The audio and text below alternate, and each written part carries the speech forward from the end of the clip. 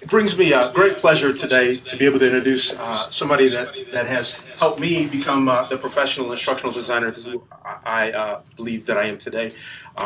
Through the backstory, had the pleasure of working for Michaels Associates for some time. This team is near and dear to my heart. You're in for a treat today. To tell you a little bit about our guest, Michaels Associates is an ultimate learning solutions consulting firm. They have a global presence providing cutting-edge learning solutions in the corporate and government sectors using innovative and established best practices. Without further ado, I'd like to bring to you Sherry Michaels, Jerry Stanley, and Hillary Buchholz. Please wave your red flags to welcome them if you know how to, and we'll get started. Thank you so much. That's a lovely introduction, Quincy. Thank you. Thank you, Quincy. Yeah. Okay, real quickly, I'm just going to introduce myself first because I'm first on the slide.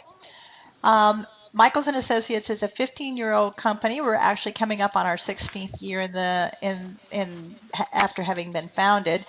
But in point of fact, I've got about 30 years worth of experience in instructional design and training in general.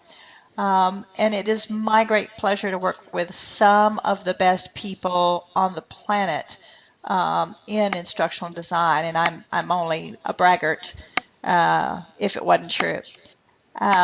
One of the fun things about what's happened is that about 2.5 years ago or 3 years ago, Robbie Pruill, who works for us, was a technical writer and content developer for us and decided to take the BSU program as well.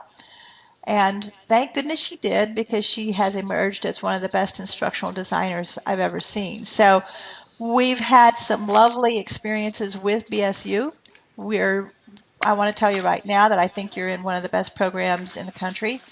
And I'm excited to speak with you today. And with that, I will turn you over to Jerry Stanley. And Jerry, you can introduce yourself. Thank you, Sherry. Really appreciate that. And Quincy, thanks again.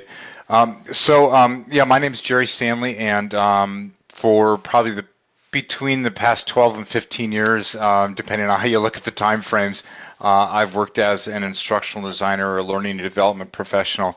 I've worked in business-to-business settings, spent a lot of time in higher education, have also worked in the manufacturing and retail industries, and just really glad to be here and looking forward to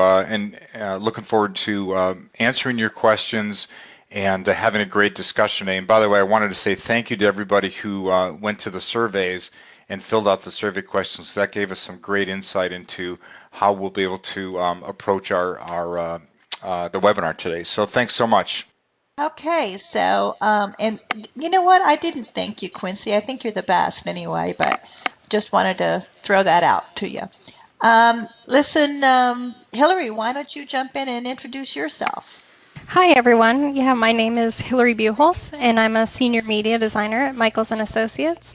And I actually started my sort of education was in visual communication, and then kind of 3D animation was what I started in. When I actually got into the workforce, there was a big need for web developers, and so I sort of moved into that, and then found a really great fit in building custom training content, and I've been doing that for over 14 years now. Thank you, Hillary. Real quickly, just so that you all know what we do, as Quincy says, we have been working in this field in pretty much all aspects of the field with organizations that have global presence throughout the United States. And that has a lot of implication in there. Many of these companies are global, and therefore there are issues around deploying training out to people who are worldwide, and that's probably not an aspect you've been thinking about just yet, unless you've already been in the field, which I understand a great many of you have been. You can see on the slide, those companies are just a few of the companies that we've been working with. I'm very excited to say that this year we're expanding that repertoire. It looks like it's going to be quite a bit, maybe even doubled to that point. Last year was not a great year. this year is a much, much, much better year. We've been very, very busy. So the other thing that you will notice is that many of these organizations are fairly technical. We have the distinction of being one of the firms that are more technical in its nature. That's primarily because everyone that we hire has an aspect of being able to program or to work in extremely complex and technical arenas. We feel that sets us apart from a great many other companies. However, we do a lot of things that have to do with onboarding and compliance and HIPAA training and that sort of thing. So it's pretty widespread. There are two wings in our company, and it's one of those things that you're going to want to think about when you go out and start working in this field is what role you want to play. But in our company, there are two real big wings. One is the instructional design wing, and primarily we have that instructional design wing because I don't see the point in creating training that doesn't have a performance-based end game to it. I think otherwise it is pretty much just a stop to regulation industries. I realize that's a little harsh, and I'm not too opinionated, but we really believe in instructional design and in performance objectives around here. So the other wing is the wing that Hillary is in, and that is the media production wing. And that group is composed of folks who do programming for learning and development tools or performance and development tools. They also do the programming for our learning management system, and they are the Flash programmers, the Storyline programmers, Captivate, and pretty much RoboHelp, pretty much anything that needs a very deep dive in the technical area, that will happen in our media group. So that's in a nutshell, Michaels and Associates. The first thing we did, rather than, we have a lot of information that is just general resource information, and some of this information most definitely will be valuable to you. But the things that I think that are most valuable to you right now are the question is it is an idea to answer the questions you have now, and that's why we sent out the survey. So it looks like there were some current concerns about working in the learning and development field from the responses on the survey, and we're going to take those, not all of them, but we're going to address most of them today. You guys really jumped in there with some questions, and I really appreciate that. Yeah, we really appreciate that. All right. Most essentially, many of you are concerned at being able to deliver at the kind of high standards that you feel that the world is looking for. You want to demonstrate that you are capable, that you want to make sure that you have the credibility going into the field in becoming a practicing professional in the field. And be able to apply theory to practice.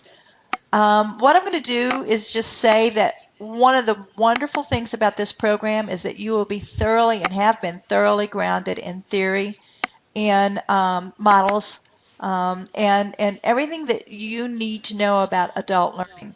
And that is basically a component that many in the field right now don't even have. So you're a leg up on that. Many of you also have been working in different departments or in different roles and only are approaching instructional design or performance improvement from a new standpoint now. That is going to be nothing but helpful for you. Everything you have done to date informs how you're going to carry out your practice in the field. In terms of actually demonstrating that you are employable, what we typically recommend to everyone is this: develop a portfolio. Most especially develop an online portfolio.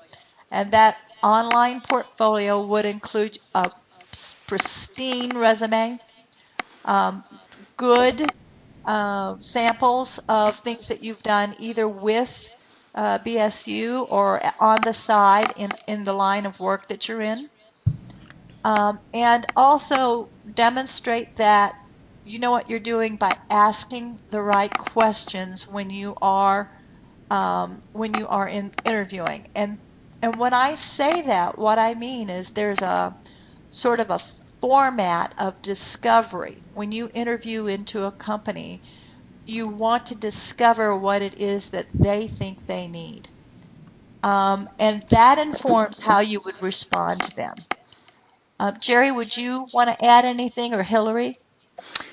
Yeah, actually I would. Actually more of a question, and the slide that we're looking at here, one of the comments that was on there by Eric Hansen, and I'm looking at the list here, it looks like Eric's on the line.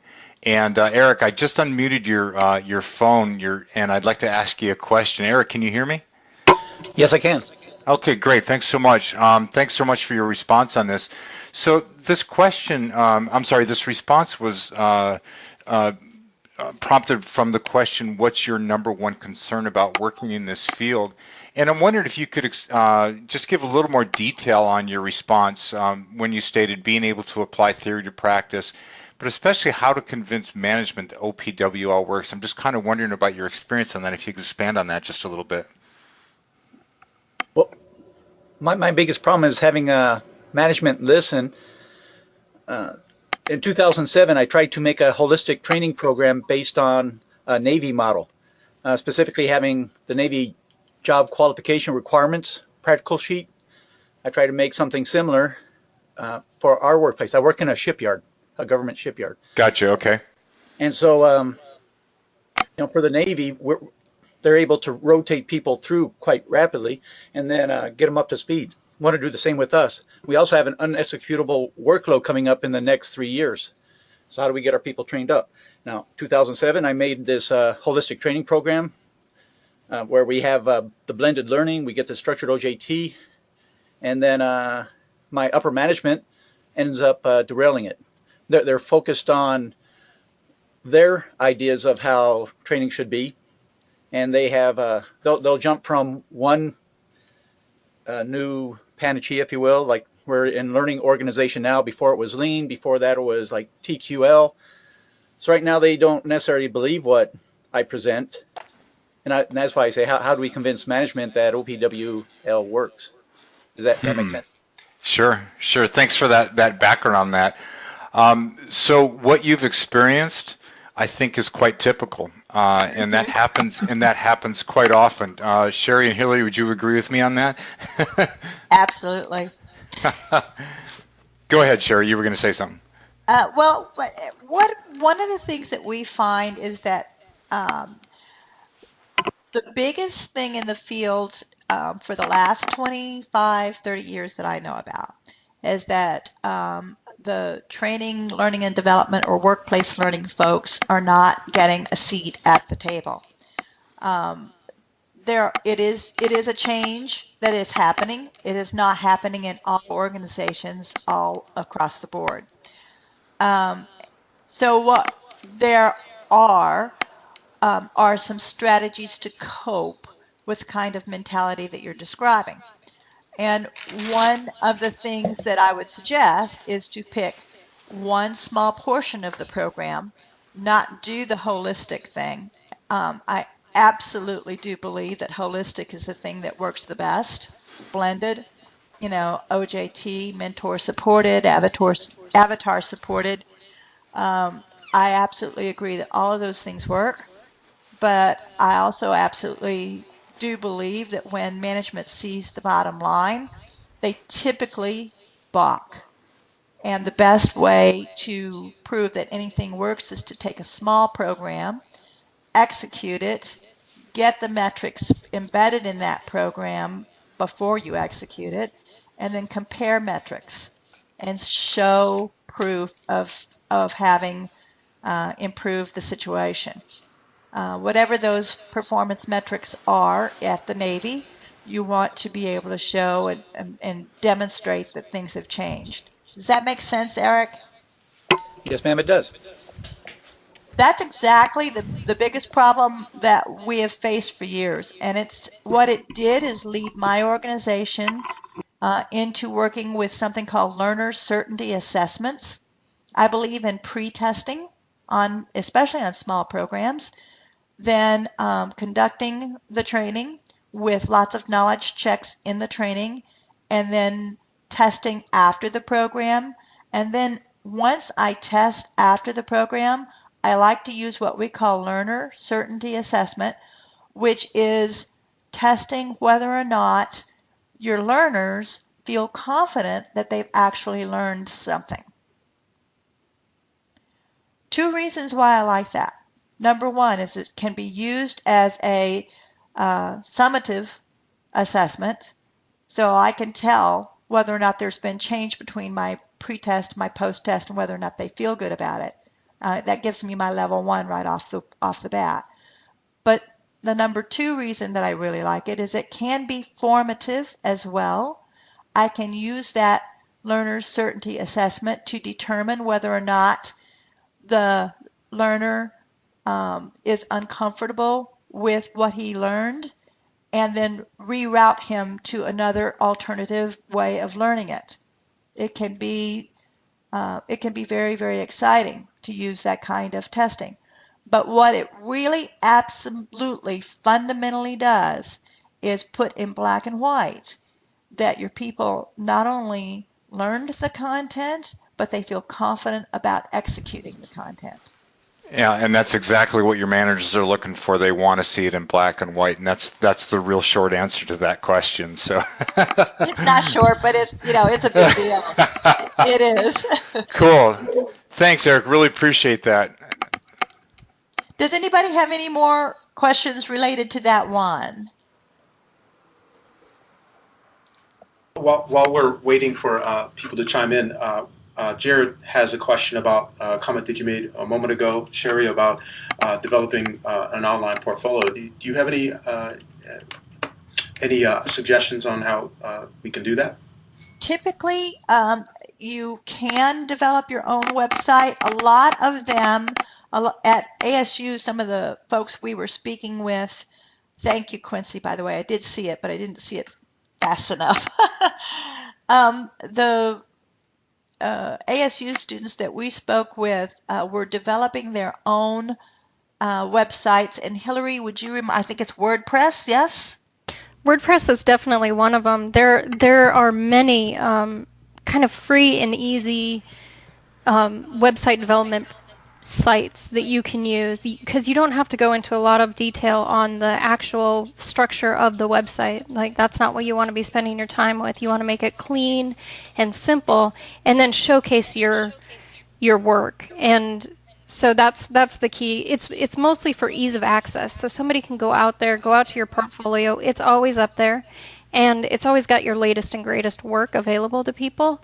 And it's just a matter of kind of finding something that doesn't get in your way. So the like you said, Wix or Weebly are two great choices. Easy to use, easy to update, those types of things, so that you can get your best work out there and make it available. And let me tell you, if you don't have something, in terms of your portfolio, make up something. One of the ASU students that we spoke with got something up on her website that was how she determined she was going to decorate her new apartment. She downsized from a house into an apartment with substantially less square footage, and she made it kind of fun. She made it somewhat interactive. It was an introduction to her personality. It was, in short, for a first piece, really very, very good. And it basically impressed us that this was a woman who was going to go far in this field. That's kind of an unusual thing. We see a lot of resumes, we see a lot of portfolios, but that little bit of adjusting and turning things to impress people with how committed you are to doing this work, that's what puts you over the top.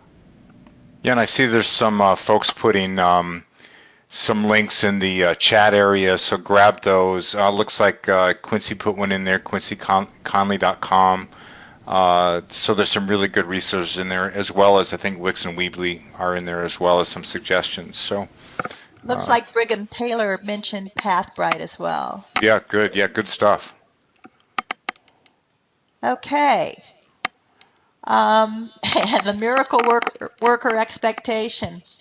And this has something to do also with someone who said they think that sometimes training is tasked with solving problems that really are not training problems, and that is absolutely a pandemic in our world, in the field. They do expect a great deal. People do expect a great deal these days. There has been a great deal of downsizing in the industry and in the field, and a lot of people are trying to get one instructional designer to be the media production person, the instructional designer, the business analyst, the trainer, and all of those things. One of the things we found in our company is that having a person do what they specifically are best at is what gets the most productivity going in any project. So we're not fond of having too many hats on a single person at a time, although every one of our people wear multiple hats. You will need to do that. Jerry, did you want to jump in on that one? And yeah, I was just chuckling at you mentioning all the hats, because I mentioned, yeah. I put it in some of the notes in one of the other slides here. I see that Jessica is on the, I see her in the webinar here. Jessica, are you on the phone? Are you able to talk as well? Because I don't see a mute button. I'm actually on the phone. Oh, there you go. Thanks, Jessica. How you doing? I'm fine. How are you guys? Good. Thanks so much for your feedback. And kind of somewhat along the lines that Sherry was just talking about, but it's a little bit different in addressing this miracle worker, or miracle, I might even call it miracle department, because oftentimes learning and development is sought out because the cry goes across the organization of we need training, you know, it almost becomes a war chant almost. And so what happens oftentimes is that learning and development departments are inundated with we need training requests from across the organization. And that expectation of I know training can fix it is there, and that's not always the case. There was another comment made in the questionnaire about you know, addressing that same kind of concern and making sure that we're hitting the right metrics that our organizations are looking for. And sometimes the answer is not always training. I think that was a very big lesson I had to learn early on. The second thing along those lines is that oftentimes people outside of learning and development and organizational performance believe that training is an event. And the truth in the matter there is that it's not an event. You literally cannot fix a problem with an event. It's usually an ongoing process.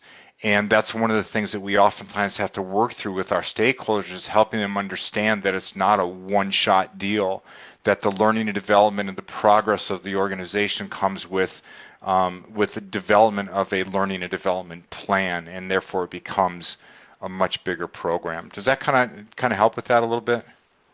Absolutely. Great. It's a great comment. It is a great comment. I'd like to say that Eric also brought the whole holistic approach. You know, one of the things that we see companies do is this Band-Aid thing with training, when in point of fact they have a systemic problem. There is a process problem, or there is a management communication problem, or there is some other. I've got one organization that is merging and acquiring and divesting so fast that none of the employees can catch up with it. That's not a training problem. Okay, and one of the big things we have to learn is to gently, professionally, and appropriately push back and make our internal clients ask themselves the question, is this really a training problem? Is this something that maybe training is a piece, a component, but is it really just a training problem? Does that make sense? Yes, that's, a lot, my company is actually pretty siloed. There's 5 distinct silos, and they each think they know all the answers, so it's kind of interesting to see it play from, I understand mergers and acquisitions, but also silos also create those problems too. You're absolutely right. And one of the interesting things that we're seeing being born in our field is used to be performance or learning professionals reported potentially up through human resources. They now also report up through marketing, or they now also report up through organizational development. So now we're not only getting silos, we're getting silos within our own general area.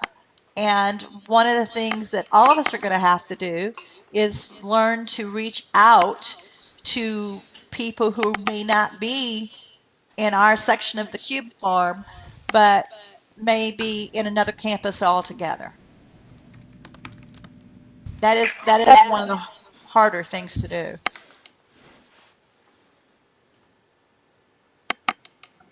Angie brings up a comment and has a question.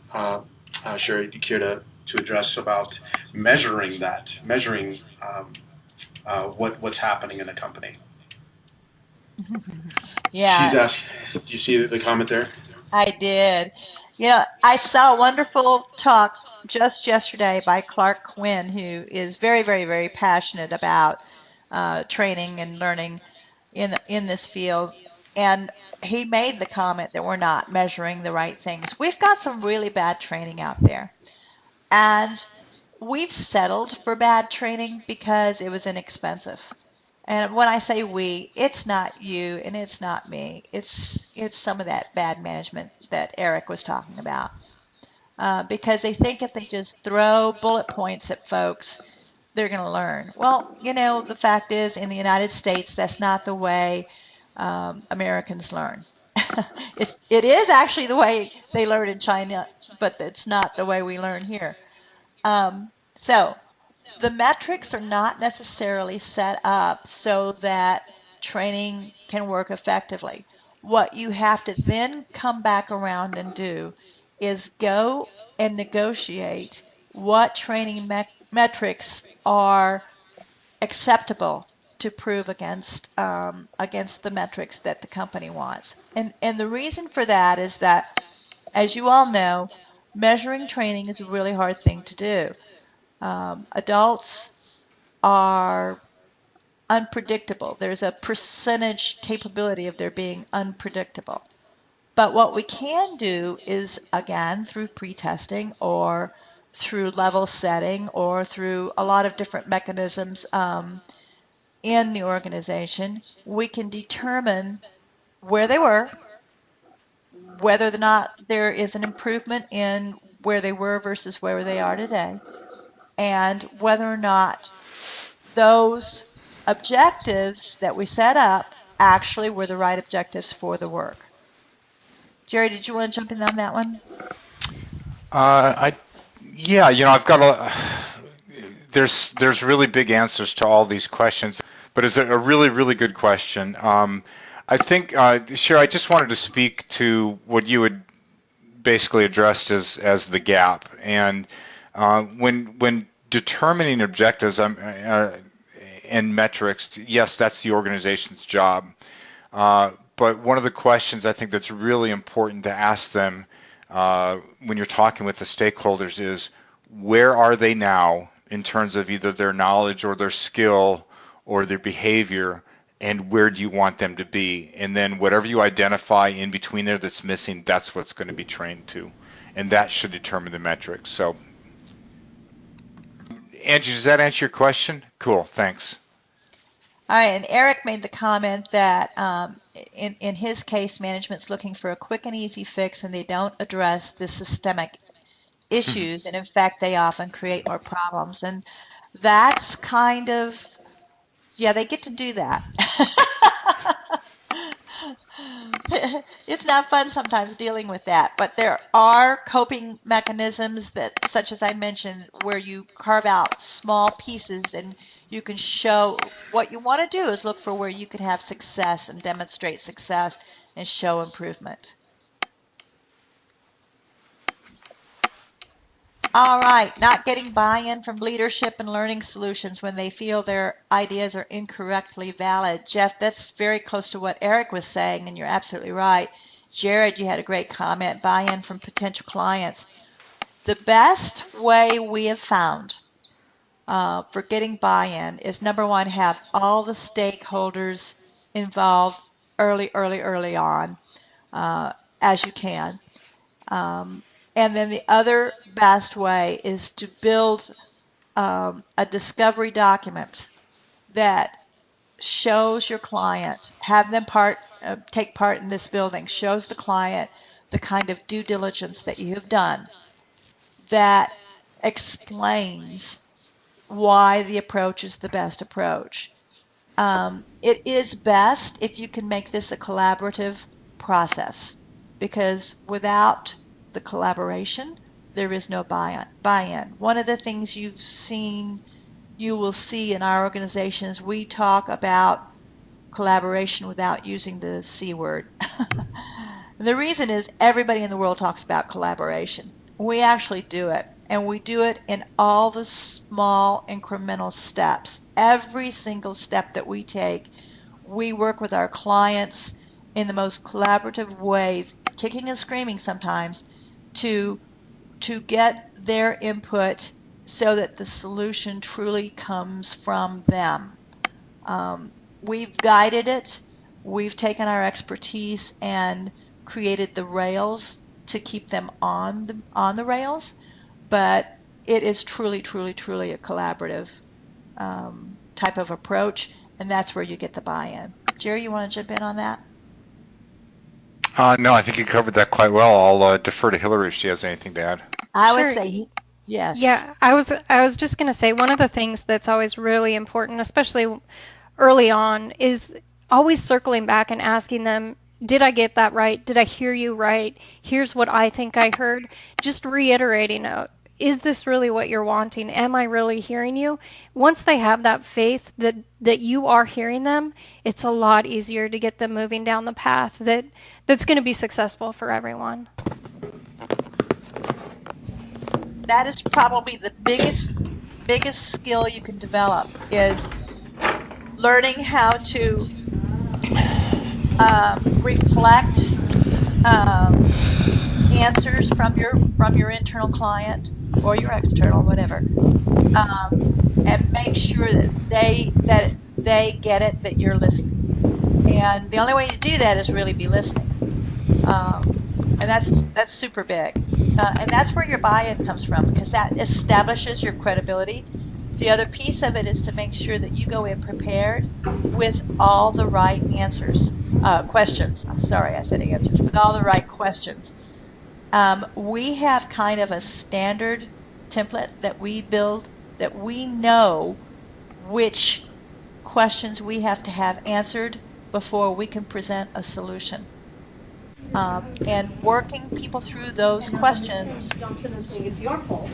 That is the thing that gets that buy-in. Does that make sense to anyone or everyone? Do I see some flags? Part of it is needs assessment, but Quincy, there's a whole discovery aspect to it as well. There's this whole setup of because needs assessment actually goes into what the learner needs. What we're talking about is the discovery of what it is that the organization talking about is getting alignment between the business goals and then getting the learners to learn it. Does that make sense? So there's a little piece that even comes before assessment. And it's not really so little. And it can be very, very, it's something you all need to be grounded in and ready to do as you go forward. There's just these logistical and strategic questions that you need to get answered before we get down into the tactics of the needs assessment. And Sherry, I'll just add, and you had stated this earlier, but I want to emphasize it again, and this is dealing with the buy-in parts of the conversation, is you had said getting a seat at the table very early on, and that is just so important, because what we need to be doing is stretching across, especially in large organizations, whether we're siloed or however that is organized within an organization, is reaching across those tables and making sure, one, they know as learning development experts we are there, and two, that we can help them. It also might be helpful for you to understand in your organization where that organization is on the learning maturity model. And I don't know how many of you are familiar with that. It comes out of work from Paul Kearns out of the UK. And he basically has a bar chart where you, as a learning and development or performance workplace person, can be at your desk taking orders, be old, oh gosh, it's a problem, so it must be a training problem. That's the order taking side of the business. And what you end up doing is rapidly, in a week or less, putting together a bunch of PowerPoints and distributing that across the world. Then you can progress into people who are in this organization, who are thoughtfully doing this discovery process and beginning to make a difference in the organization with how the organization performs, until you're finally at a very mature level where you are truly part of a learning organization, and the organization does not take a strategic move without considering how to train the employees in that move. So there's a whole migration from the very early order-taking role all the way to the very advanced learning organization role. And it's a really interesting thing. If you do a quick search out on the internet on Paul Kearns, Kearns,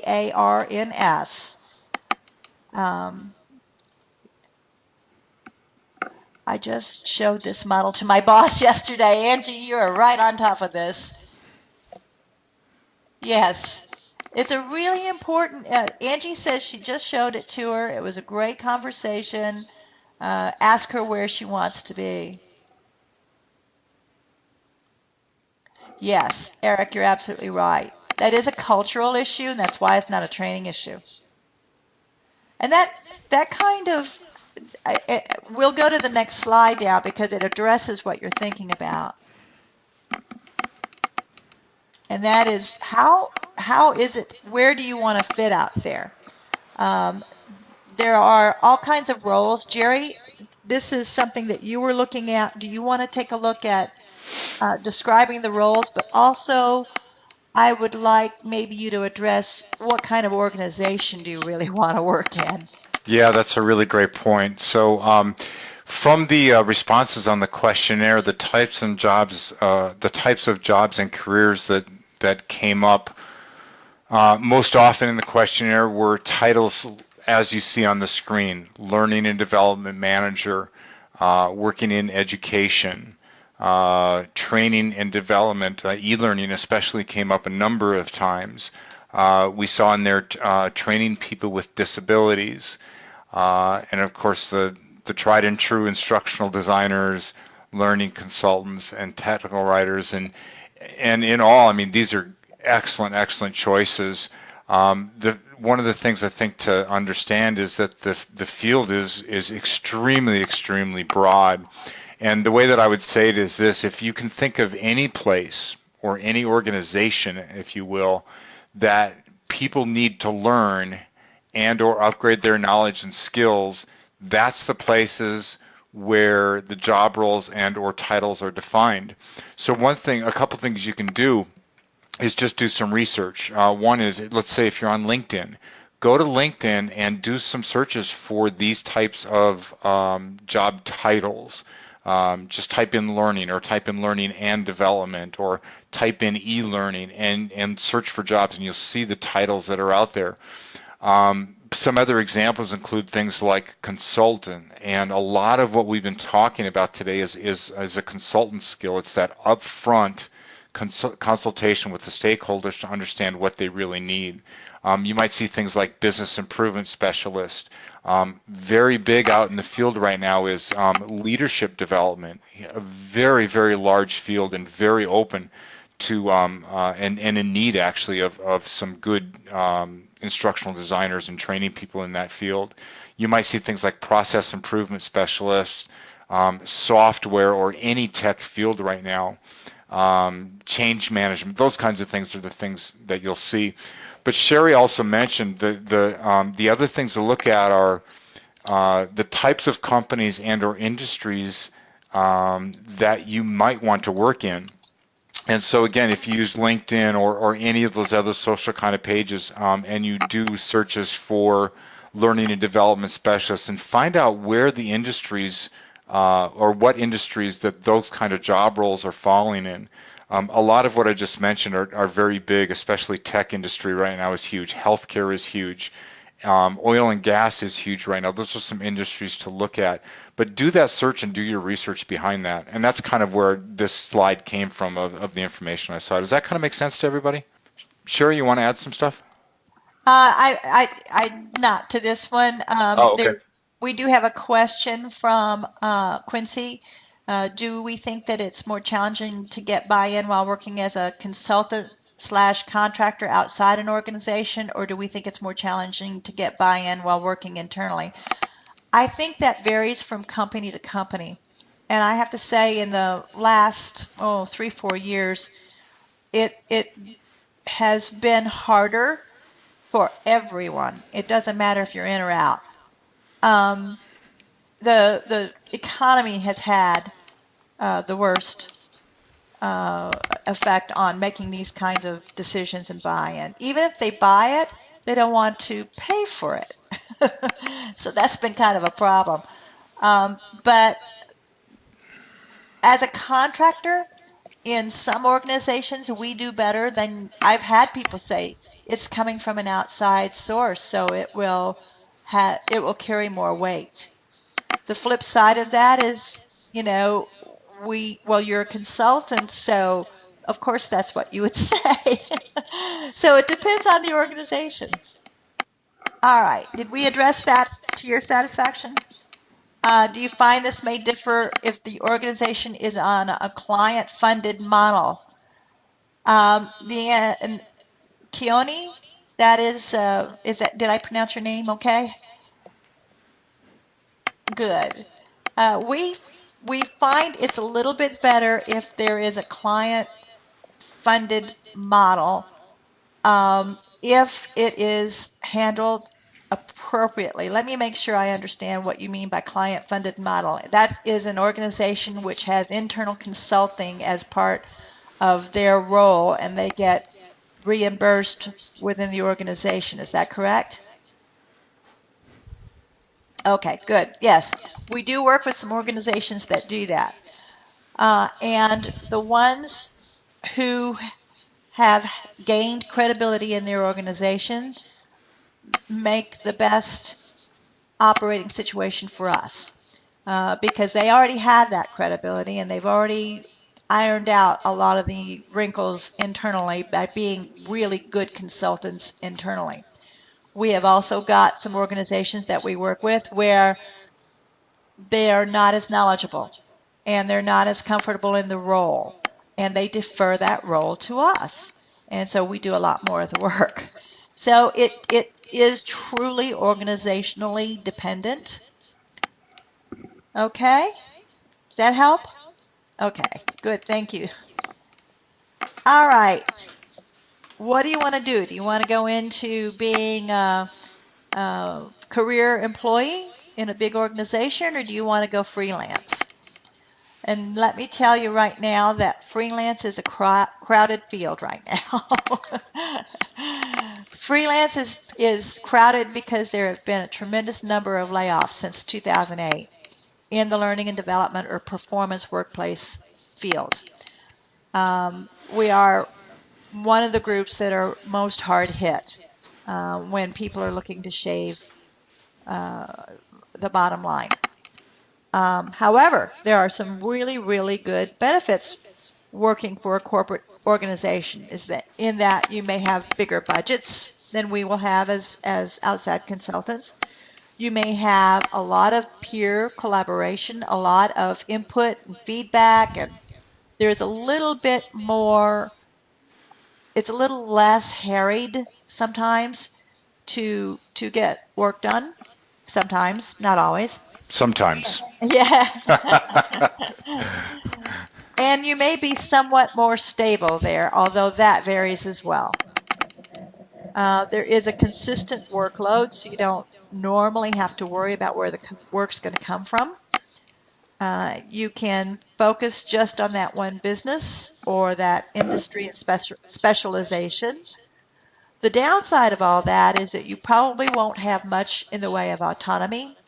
You'll have to put your feet on the track that your management has designated for you, period. And your roles may, there's a way they view in that organization what your role is. And again, stability is not always what it looks like. Again, they do cut back a lot.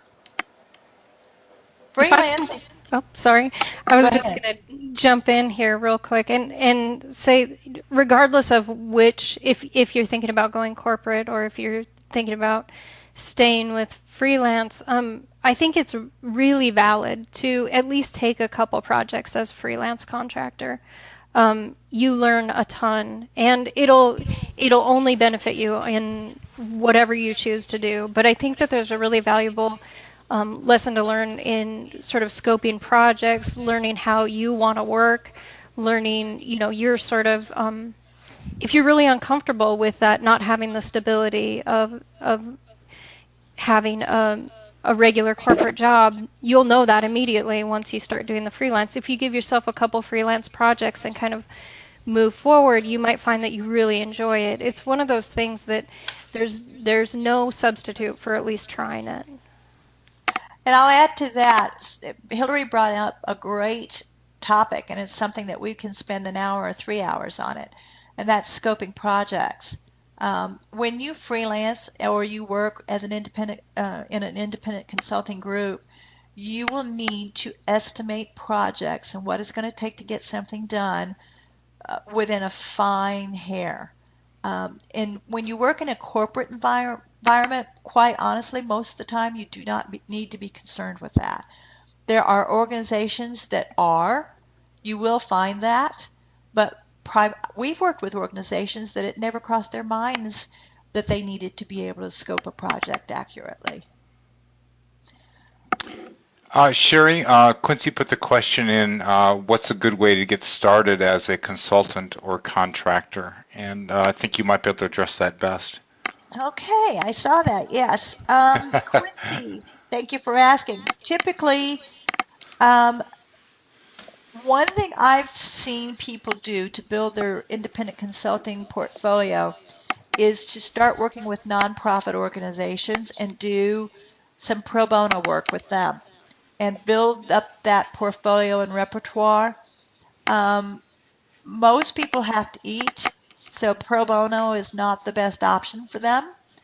The other thing is to take temporary work, small projects with an organization that you feel is very, very reputable. The problem with working with an independent consulting firm like mine is that almost everyone we work with has a minimum of 5 years of experience in the field.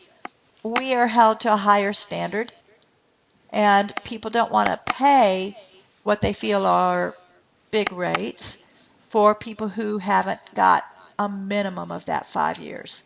So we can guarantee that everyone in my organization is between 5 and 25 or 30 years. And that kind of makes the bar kind of hard to reach for a company like mine.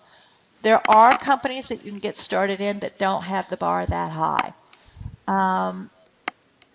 The risk you run there is that management might not be as precise as ours is, and you will find that there will be projects that fail and projects that succeed.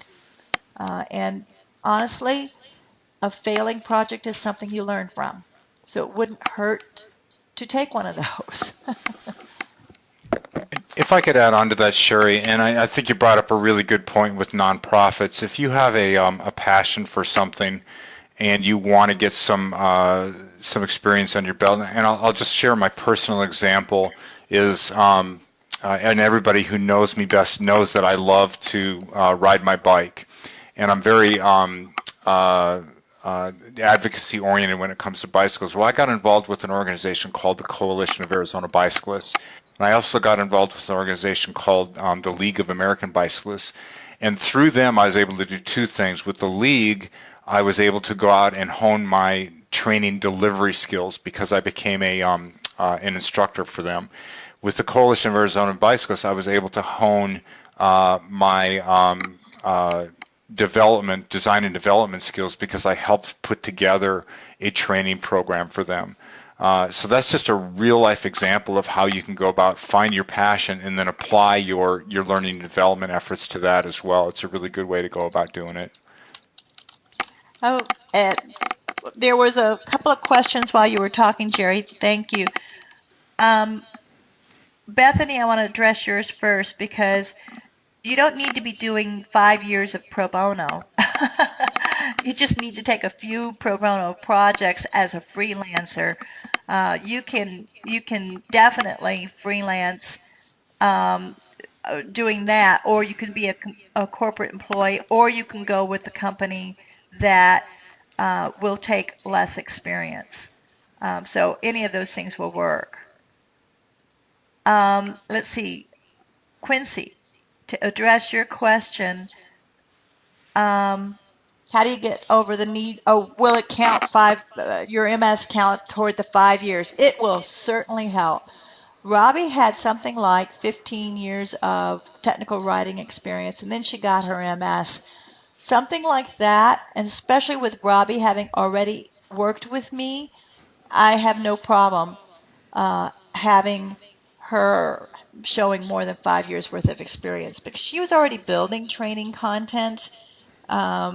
Even if it hadn't been with the kind of background that this program gives her. So there will be, mileage will vary for each and every one of you. Factor that in and adjust accordingly. Does that make sense? Okay. And working virtually. We've got a question on the table for how do I find a job working virtually? There are a number of organizations. When we started this business 15 years ago, there were not very many people allowing virtual work, not very many companies allowing virtual work. Right now, there really are quite a few. Typically, if you work with a corporate environment, you may have to be with them a couple of years before they allow you to work virtually, but they will eventually allow that. I'm seeing more and more and more people working from home, even though they work for Aetna or they work for the Apollo Group or whatever. Working with my company, we've been working virtually from the inception. And you just need to know where those companies are that allow that. And I don't really know how you would have to find them except through the interview process. The big thing to know, the takeaway from this, is that you need to know how you work. There are some downsides to virtual working, and that is you can be quite isolated. You need to have a certain amount of equipment that allows you to work virtually very comfortably, and you need to have software that facilitates the collaboration of your work in addition to a telephone. This software that we use, IM software, we use webcam software. We're comfortable with almost any kind of software that allows good facilitation, good collaboration, good workplace whiteboard sharing. Hillary, did you want to address anything additionally to what I just said? So yeah, I was just saying that you may assume that you would love to work virtually, and it's sort of a reality check once you start doing it. It takes a little bit of getting used to, and you may not like it. There's something that you can definitely feel isolated. Things like webcams, stuff like that, definitely help to combat that feeling of isolation or feeling like you're still a part of a group, even though you're working from your own home. Yeah, I wouldn't take that particularly for granted. Is there anything about corporate or freelance that you would like to see? Oh, whiteboard sharing software do you recommend? We use GoToMeeting. Fusebox actually does work. Does it have a whiteboard capability, Quincy? It does, actually. Yeah, yeah. So those do it. WebEx does it. There are a few out there. We have for a long time used something called Via 3, which I love, but they have had some problems and have not been functioning as well as they used to function. So we're moving more into other areas. But there's a lot of it out there. And there's some of it that's free. Sherry, if I could just add a couple things real quick on freelance. And Hillary, you had touched on this, and I think it's really an important point to emphasize is know yourself. Yeah. There's a definite amount of self-starter that's required to work virtually. Need to be able to focus without distractions, and working virtually, usually from the home. The distractions are everywhere, whether it's the kids or the dog or the TV or whatever, they're all around you. So it's really important to know how you manage those things. And then the last thing is, I remember as a little over a year ago, actually about a year ago now, we're getting really close to a year anniversary here, Sherry, which I can't believe, but that I came to work with Sherry, and I came from a corporate environment where I was around multiple people all day long.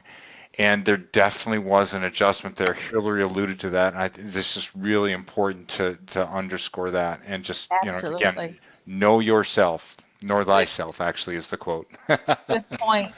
The other thing about that is, although there are all those distractions, the other thing that's kind of challenging when you're working virtually is putting it away, putting your work away. When it's always available to you, it's pretty easy to, Great point. oh, I'll just go in and put in a couple more hours. You can burn yourself out pretty easily, so you have to sort of set some boundaries for yourself. Absolutely. And in fact, Jeff Bartley just made almost the same comment. I put in 10 or 12-hour days. Now, some of that is part of being the owner of a business, and some of that is that my office is right here in my home, and it's,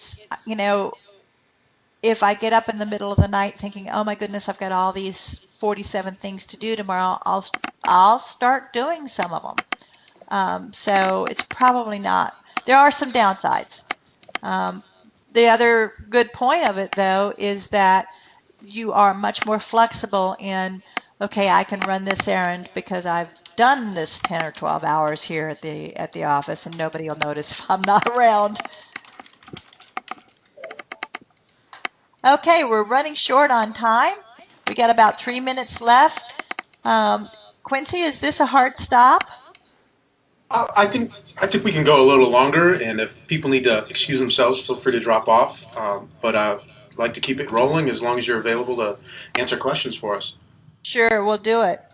Keone says yes, she's had the same experience on long hours, and she's right. Sometimes it is tough to learn to do the work-life balance. And Jessica said she had been working for 6 months now, and she's finally getting used to it. What is the greatest project each of us have worked on? Wow. Hillary, thank you, Jared. That's a good question. Hillary, what was your favorite project? Man, that's a tough question. They all have sort of pluses and minuses, so it's really challenging to answer that question. I like projects where we get to do a lot of experimentation on technology and creative solutions and kind of bringing technology into those solutions. So we've had some projects with iPads and sort of using, at the time, using the latest and greatest features of iPads and to do a test drive for a dealership, and they would take the iPad with them, and we had it set up so that location markers on a GPS map, as you drove through your test drive, they would come up with these videos and tell you about, like, if you were going through a sort of a rough road or something like that, a video would come on and say, like, notice the suspension, da da da da da. So those are really fun types of projects. Anything where I can really sort of test the limits of the software we're using or the ideas that we come up with to solve problems. Those are the fun ones for me. That's great. Jerry, what about you? Well, I feel the same as Hillary. And thanks for going first, Hillary, because I'm going through my mind of, like, which project do I want to choose? And there's so many. But the one that comes immediately to mind, is pretty recent for us, was a project that we did with eBay. And I'll kind of change the wording from my favorite project to satisfying, my most satisfying project. And the reason for that is I got a tremendous compliment from the person that we wrote a script for, and he basically came back, and it was a webinar that we wrote a script for. It was almost word for word. And he came back and said that he could not have captured himself better, or captured his voice better, so to speak. And that's just a tremendous amount of satisfaction in that. And that's what we get as learning and development experts is, we go in, we work with the company, we ask a lot of questions to make sure that we're absolutely nailing what they need to do or want to convey. And then when we do that and it comes back to us that we capture that, it's really, really, really satisfying. Some other things that come to mind are working in areas that I have passion for. There's a project that I'll say we'll hopefully be working on soon is in the aviation industry. And just I've got some passion around that. And those are really fun projects, especially if you've got a lot of passion in it. Thank you, Jerry. I will tell you all that I like all of them, and I'll tell you why. It's kind of like, it's not fair to say it that broadly, but I like all of them. Number one, because I work with some of the most talented people. And number two, we touch thousands of learners. The work we do creates learning that will touch people we will never meet and make their lives a little bit better, make their work a little bit easier. And that's super important to me. The fact that we can, having been a learner who didn't get good training in some circumstances, I feel very deeply their performance pain, trying to do a job when you haven't been trained for it. And the fact that in the thousands of lives that we do touch, we are turning that around for them, even if it's not the best training I have ever seen sometimes because of time or money or whatever. It is still more than they would have gotten, and we always, always have to keep that perspective. So that's cool. Quincy said, my favorite project I've ever worked on are the ones that I worked on with folks from Michaels Associates. Thank you, Quincy. That's totally unsolicited, but thank you. Okay, any more questions, or do you want to go on to this next slide for everybody who's still with us? All right, let's talk about what the organizational performance concerns are. The ever popular needs assessment is absolutely vital. It is part of that, the discovery, then the needs assessment, and then balancing cost, quality, time. You will find this in your career from now on. Part of what you found, Eric, with your management is that they didn't want to pay for something that was a holistic approach, is my best guess. I'm willing to bet that. Or there were some rocks I call them rocks. There are some problems within the organization, some systemic issues that they didn't want to address and that the training very likely would have done. That is typically what we run into a lot, actually. There is also the issue of quality. The solution you proposed was a very high quality solution.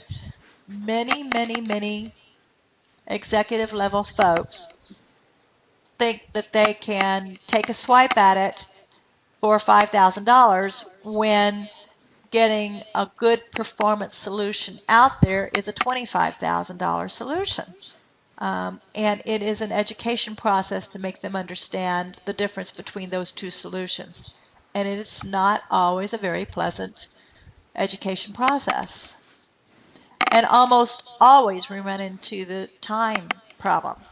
We just finished a project that we spent 3 weeks getting a product out the door for our clients. And it should have been, rightfully, it should have been a 2-month project. At least a couple months, yeah. Yeah. Let me tell you, that quality wasn't all that great. And because it was good for what we were able to do in 3 weeks. It was exactly what we said it would be. And they got exactly what they asked for. They got exactly what they asked for. Yeah. And so I'm really glad you brought that up as one of those projects, Sherry. And in terms of this balance, the best way that I've heard it stated is cost, quality, time, pick two. And that's usually what most projects come down to. If there's a time constraint, there's always going to be a cost associated with getting it done either more quickly or over a longer period of time. If there's a cost constraint, there's always going to be some kind of quality and or time compensation. So again, I just go back and I say cost, quality, time, pick two, because rarely, in fact, I can't think of one instance where we've been able to get all three in one project. And Hillary, why don't you add to that, because you get hit with that conundrum as often as anybody. Yeah, and usually I really like that pick two approach, because so if you're picking two, one of the things that you can kind of say is, and one of the things that we try to do a lot of the times, if we're really cut by cost or by time, saying, okay, let's break it up into smaller chunks. Let's produce this part of it and then come back and produce the next part. Like, how can we split this up so that we're not losing the overall quality, but we can make it shorter, or we can make it less expensive for this first deliverable? That goes back to that pick small wins. Pick some places where you can win. That's what you have to do when you're balancing like that. In terms of estimating time and expenses, there's a ton of public domain information on how to do that. We would be happy to do another webinar on how we've gone about doing it. We get fairly formulaic. We're actually pretty accurate. The number one influence on estimating is defining the project up front and doing that discovery process. Sure, I think one of the best resources we could share on estimating time and expenses is Chapman Alliance. Yes, and in fact, we have a published free resource that if you guys want to access that, you can use that. So either of those. Keone, you have, what measures do you use? We take industry standard metrics that are provided by Brian Chapman at the Chapman Alliance. We also used, Eric, you might find it interesting to know that a lot of these metrics came from the Navy. And we also, every single project that we do, we create project timesheets, and we know what we've done, and we refer to those timesheets and determine what it took us to do previous projects. And we usually, by using those combinations of metrics, we usually can estimate what it's going to take within a few hours. I mean, it's really very close. I'm putting the links in the chat room now if anybody wants to copy them. And I'm putting our free resources in there as well. Good. Thank you. Just copy those, everybody, and you'll have some really, really good resources. Sure, I wanted to look at, and I put this on this slide because as I went through the questionnaire responses, this came up, the technology. I want to make sure we hit on that before we need to wrap up. And I know we're running really close to getting ready to wrap up. I want to make sure we touched on the technology thing a little bit. Good, right. It took me a while. Eric, thank you for your comments. Eric left a really nice long comment. And Hillary, he's admiring your graphic capability. Thank you very much, Eric. Jerry, do you want to do that again? Oh, no, that's fine. That's fine. I was kind of leaving it open for you to take it wherever you needed to, but as I reviewed the responses to the questions, technology and technology skills was something that came up quite often. And I just wanted to relate that from my real world experience. Yes, I've been working as an instructional designer for 12 to 15 years. And somewhere along that way, I took at least an interest in technology. That's the first thing that I want to emphasize, at least have an interest in technology. And what that means is this: basic HTML skills, basic maybe JavaScript and or CSS skills, and understand what that language does. The other thing is having an interest in the software development tools that are available, and there are a lot. One of a great resource to go and see some of those tools, although it's basically Articulate centric, is Tom Kuhlman. He's got some great resources out there, but he uses PowerPoint, so get familiar with that and those kinds of things. But I took it upon myself to go out and learn those things. So as I was designing, I knew what the tool was capable of, and that's really the point that I wanted to get to. Was understanding what each of those tools does. If you understand the basics of what the capabilities of PowerPoint, understand the basic capabilities of Camtasia and Articulate and programs like that, it's really important from a learning development developer and design perspective to at least understand what those capabilities are. And Hillary, I've also put this in here so that you could address some of those things as well, because your mind just is in this stuff all the time. Yeah, it's you bring up a good point, and sort of one of the things that I like to bring up is don't be scared of them. You know, download a trial, try them out for a little while. One of the things that you notice, they might feel a little overwhelming, these sort of rapid e-learning tools or some of the other tools that you may, start using. They might feel a little overwhelming when you first start using them.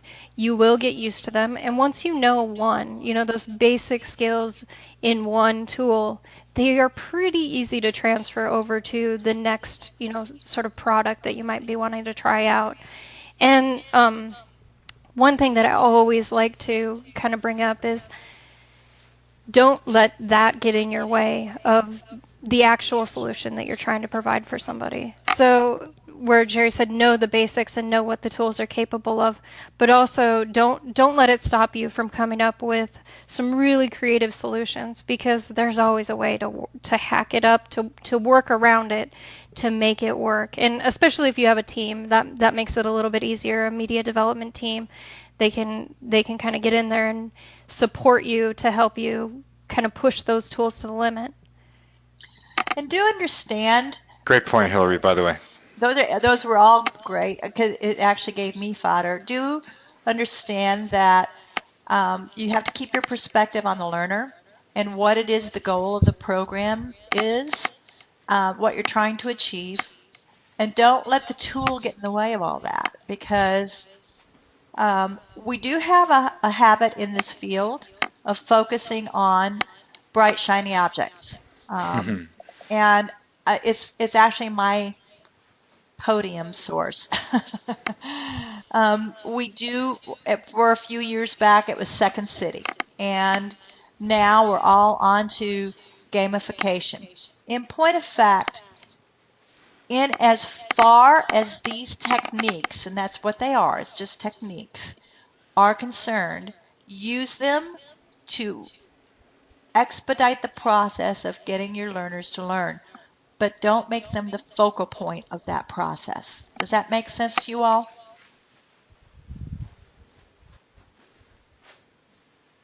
I think so, maybe.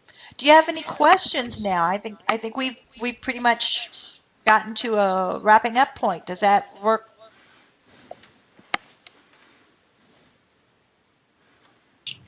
Yeah, if there's any other questions, feel free to shoot them over. We'll go ahead and wrap up here. We went a little over. Appreciate everyone's patience. Appreciate everyone joining us today. I'd like to say that, speaking for Sherry, I'm sure you'll agree that you make yourself available if there's anything that comes up after today's webinar, that the Michaels Associates panel would be willing to address your questions. Absolutely. I'm so glad you brought that up, Quincy. I want to be sure and let you all know that you should contact us with questions anytime. And then you take down I will put it in the chat window, take down my email address. And if you have any questions or need additional information, I'm happy to respond to your emails. All right, so if you will, for me, a round of applause by raising your flag for me. Let's applaud our Michaels and Associates team for being here today. Really want to thank you guys for being here. Michaels Associates are doing some amazing things. They're really leading the industry in so many of the things that we're doing here in the classroom. So if you ever get the question that comes up, feel free to, I'll be happy to direct your question. You have Sherry's direct email address, and she will respond to you. It's fantastic to have this kind of access to you guys. Thank you so much for joining us today, Sherry, Jerry, and Hillary. We really appreciate your insights and taking the time to meet with us. We really appreciate that. Thank you. Thanks for having us. Thank you. Oh, it's our pleasure. Thank you so much for inviting us. Absolutely. We'll have to have you back again. Good luck to everyone.